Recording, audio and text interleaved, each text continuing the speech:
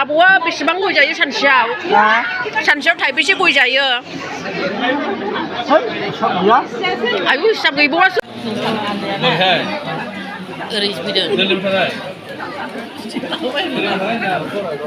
दे जाना हो ओरैबायदिखा जायगा जालायिनि ओंखाम जादों नामा? ओंखाम जादों औ माथो ब्लग बिदि दं ना माथो बादिना आयै फैखाबाय दे जाना होदि दिनैसो नुदोंना औ बड'लेण्डनि आब'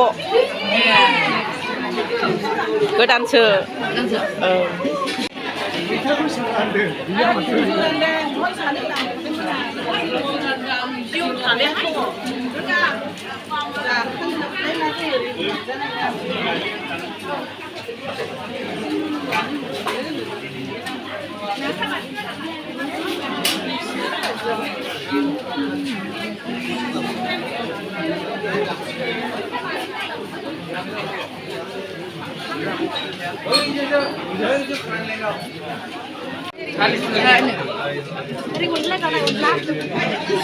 खाजाग्राखा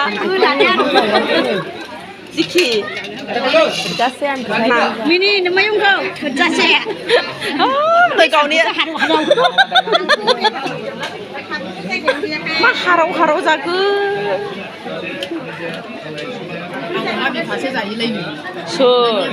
सोर मोनजाया माथोसै ए मोनबायबो बिदिनो दाहाय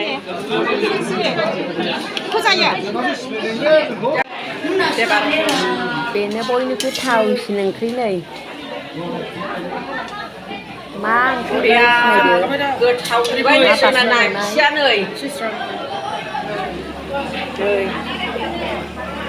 बेदरा नांलायखानाय नङा बेजों बांसिन खरसिगोन मोनजाबायथाय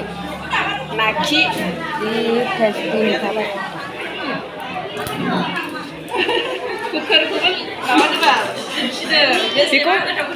बेखौ दहाय दिन्थिखाबाय आङो बाख्नायनांगोन गरमाव संनायनि आं गोथाव जाजोबदोंनो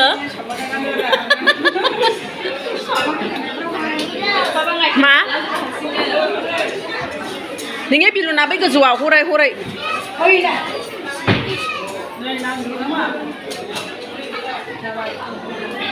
जाबाय बरिया जाबाय कुन्जु बाल्लासो बाव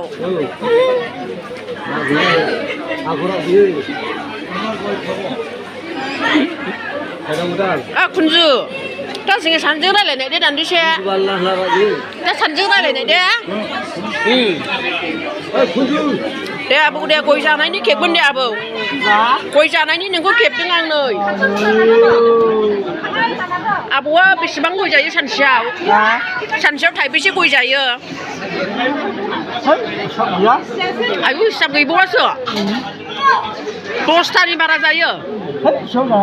आयु हिसाब लाबावासोनो माबा फैनायमोन